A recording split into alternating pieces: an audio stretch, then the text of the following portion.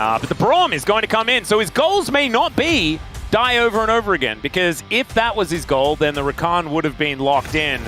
The MF just going to be picked face up into a Braum. Doesn't necessarily feel fantastic, but the ways this composition can flank on T1's side means that the door value, even if you are just picking MF straight up into it, is still not going to be that high. Yeah. I mean, also what often happens in pro play is that the Braum is a little bit underleveled compared to like solo queue. Also, we see a lot of Braums not putting points in their shield. Very important. So if you end up, you know, let's say you have Camille ult aiming and Beryl jumps in front to block, he will just die. Yes. He will just die. Because as much as the wall does a lot to stop it, if you're behind... Be a bit of a main character moving into this game number 2 as T1 poised for a 2-0 over DK here in our Saturday Showdown. See whether they can do it. 소환사의 협곡에 오신 것을 환영합니다. All right, T1 fans in full voice here in Lol Park, but you can feel some of the desperation on the DK side at the same time. We'll see whether that is going to pay off as we get into it. Faker on his Talia, a pick that he has found a lot of success on in the past. Not necessarily in his like top 10 most iconic picks, but those ones are... so there is that. There's the understandable reason as to why he picked it. It's just not sure whether it's exactly the greatest. There's good flash there from aiming. His Beryl also able to get out of the way and puts up the door in a really good spot. And they're even able to turn this. A lot of value from that piercing arrow, but both flashes now on cooldown, and Gumayusi holds onto his. And she back up here towards his top side. Pulverize is going to connect there onto aiming. He's taking a lot of damage. Remember, no flash. Has to cleanse. As Keria throws down the late ignite. Yeah, Beryl actually out of mana, which is kind of hard to do in a Braum, if I'm being real. Definitely a lot of Winter's Bite spam. Now the Hex Flash coming in. Yeah, over the wall goes Keria. And he's out of turret range. Finds a double pulverize. Make a rain comes down as Gumayusi comes on over. The door is set up at first blood. Still goes over to the Misfortune. And Beryl, like you say, didn't have a whole lot of the blue stuff, but is now going to have to deal with another wave as Keria finds yet another pulverize. He will die, and Beryl is fine. And Gumayusi decided that he did not want to kill him. All in Beryl's plan.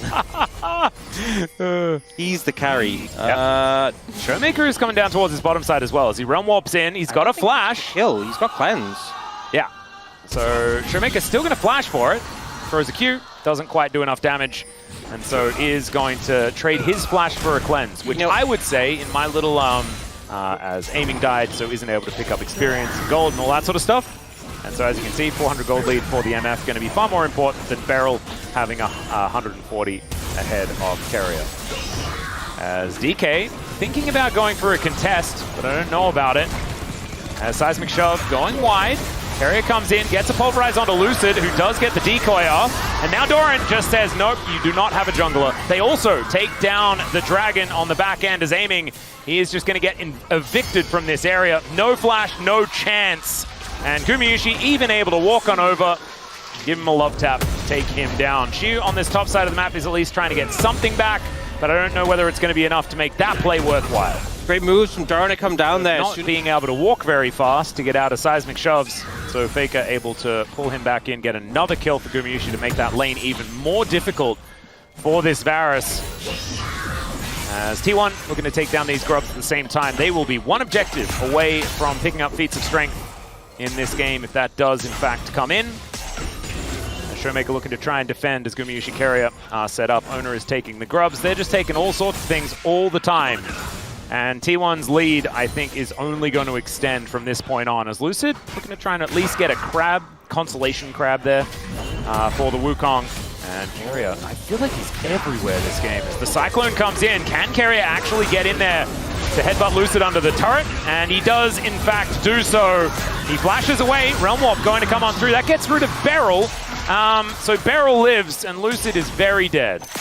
Feels desperate. You know, great move there from Keria, hiding in the brush in between. Right now, Trinity Force in hand. Gumayusi looking to lock down this bottom outer turret. And DK, I don't know whether they'll be able to get in as Shiu's going to move down. Faker's in position though. Shiu desperately trying to get towards his turret. He takes a fair bit of damage, but he is pretty tanky. And he gets over to the other side of the wall. Lucid going in. And Shiu clears out the wave. Yeah, now that he's here, Shiu's like, how do I get down? You know, It's like doing that mountain climbing where you climb up and you're like, wait a second, how am I supposed to figure out my way back?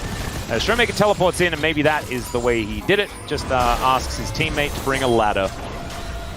Just save him, just keep toppling. Oh. Okay, Chains of Corruption going down. Remember, Doran doesn't have the ulti as they get the stun down onto Doran, but he's just quite tanky enough.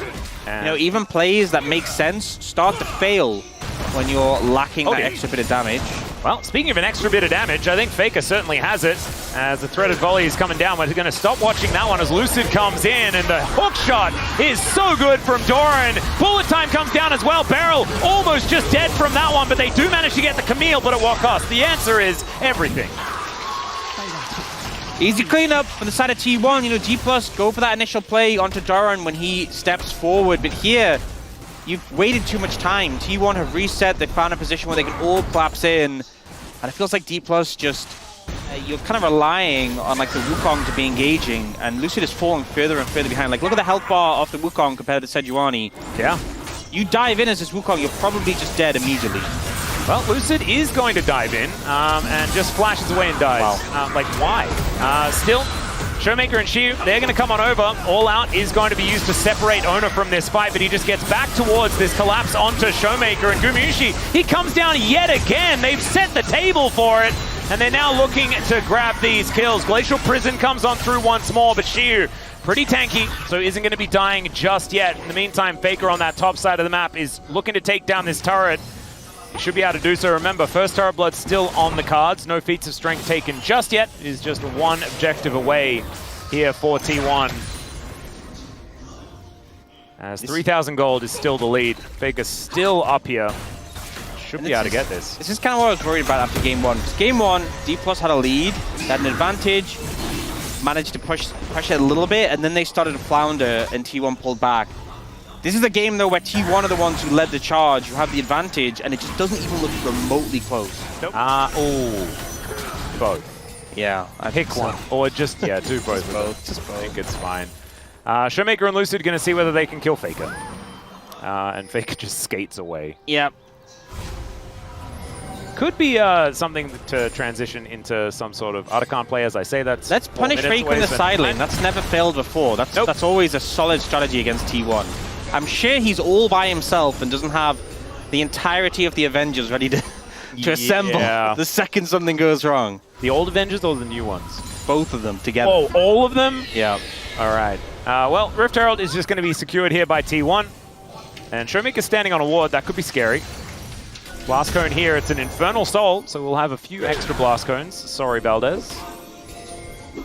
As, yes, T1 just trying to get even more control just to make sure that FAKER can very safely take this turret on this top side. As I've seen fights in this area happen before, as Beryl throws out an ulti for fun. Ona swings a flail at him as, okay, Aiming going to start this one up. He's already down very low. There's the flash forward. Can they actually kill Guma? Here's the question. The answer so far is no. They take down Beryl finally. They overextend far enough to kill the Misfortune, but now the rest of them are likely to go down. Doran just executes Aiming underneath the turret, and Xiu trying to escape. That Blast Cone direction was looking a little dicey, but he gives them the good old thumbs up as he exits. But they didn't need to kill Xiu to feel really good about how this fight goes, as Lucid is just running for the hills. And he will get out, but at what cost? I'm not sure why Lucid didn't flash. I actually think, like, don't get me wrong, they probably would have lost that fight anyway. But if you're going to go for that play, and Guma flashes your Cyclone, you have to flash after. I find that so... Did he not have the flash available at the time? I want to see the replay and check, because... Yeah, it might have just been coming up or something like that, because I was kind of waiting for that angle as well, as FAKER will find anything from this play, as DK going to need a bit of a miracle to try and get back into this one. And it feels like T1, they don't give the opportunities, right? Because they're not overextending into vision that they don't have, as the bullet time is so good. Beryl's door does pretty much nothing, and Aiming is just shredded. Down goes the Wukong as well, as there is an all-out, so they kill Gumayusi one more time, as Showmaker also might be able to get a kill onto Carrier. There is that one. Xiu gets himself out of there, but I don't know whether Showmaker wins this 1v1 against Ona, and he does not. Down goes the Cassante as well, as T1 complete the ace with only the sacrifice of their bottom lane, and you can see Xiu just head in hands. Showmaker not really sure of what to do, and this is looking like a bit of a glum DK at this point in time. Yep, all they're really achieving is just hampering away at Guma's KDA. In terms of the game state, it's just getting worse and worse every time they take the T1 are in. Yeah. I've never heard of it before, ever. A lot more damage reduction when you put more points into it. So where are we going? Carrier just deciding that... Well, fortunately, it does still charge, even if you goop it like that. Yeah. So if they do get it to the tower, it will do the charge again. Why they gooped it like that? Maybe Carrier was thinking about, like, he used it as a way to face check safely. And there was no one there, so he didn't need to worry about it, but maybe they didn't have that level of information. Okay, I thought it was... I think maybe it was... The patch note said if you, like, charge into something and it doesn't, like, hit a tower, it will do the charge anyway. But maybe... Yeah. So far away from a tower? I don't know. I don't know. But, didn't look great. Still looked like it was a bit of a problematic scenario as you've got Showmaker moving down towards the bottom side with teleport in hand to get rid of that minion wave. T1 getting to work on the Otacon, and DK have no real right to move up even into their topside jungle. And so this will just be T1's, not a whole lot of answer. As Lucid wanting to trade for an Infernal Drake. I don't think he gets to make that trade. Well, I mean, we know that there are a couple towards the top side, but it looks like DK may not have full information. Showmaker coming on over. There's a teleport in from Doran. DK going to have to be swift about this one if they want to lock this down, as they do manage to secure it, get some bounty gold as the Cyclone comes in. Lucid looking for FAKER there, but FAKER moves out of the way of the Cyclone. Very nicely done. Hextech Ultimatum onto aiming in the back line. What's this Varus ever supposed to do this game? And it is get shoved and then bullet timed to death as Lucid, that was a bit tricky, gets himself over the wall as Shiu trying to get into that backline, goes all out and pulls Doran over, but he's so incredibly low. Gumayushi is looking for that kill, and he should be able to get it. Still, actually, Shiu doing some work, but Gumayushi's a raid boss. He is massive. That's another ace for T1. And I don't know whether they'll need that many more of those in order to win this game. They want to kill Gumayushi one more time as the seismic shove is so perfectly placed. Showmaker goes golden Shiu into that backline. They might be able to kill Gumayushi, but I guarantee they are all dead after that as Ona takes down the Rise. Doran getting on in there. Man, it's doing so much damage. Shiu dashing around, doing cool stuff, but you know what? He's dead. And there is not a whole lot to be said other than that. T1, even though they don't have their AD carry, they will be able to pick up a Baron. And that is going to be yet another 1-for-5 trade. Max, do you remember, I think it was an MSI game, and it was on Faker's birthday, and I think he was playing against a Turkish representative. Looking at the positives, which, like, the biggest positive is probably Ona and the turnaround that he's had on his Sejuani for this season. Because, of course, his Sejuani was fantastic in previous seasons. Just hasn't been able to find the same level of success with it.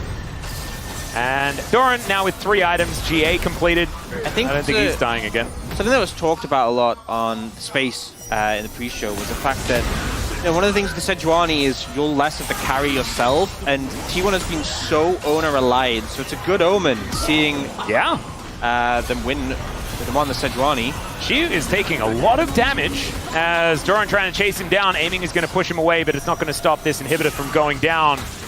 DK, it is feeling circular in motion. They are just slowly but surely going down the drain. As Shiu does get his health bar back. Weave as well just to block off Lucid from this fight. Seismic Shove does not connect, but the Hextech Ultimatum goes in. There's another gorgeous bullet time as Gumayushi cuts them down. Kill credit going over to Doran. Sitting on 10 now this game. What a monster. Seismic Shove's gorgeous there from the GOAT. And I think T1 may have just done it far more swiftly than the last time, as Carrier does what he likes to do at the end of games, which is die to the fountain laser, and that's going to mean that it isn't the classic for this particular game, which is 1-for-5 trades. The Nexus still going to go down, though, and T1 looking clean with it here today. Yeah, and obviously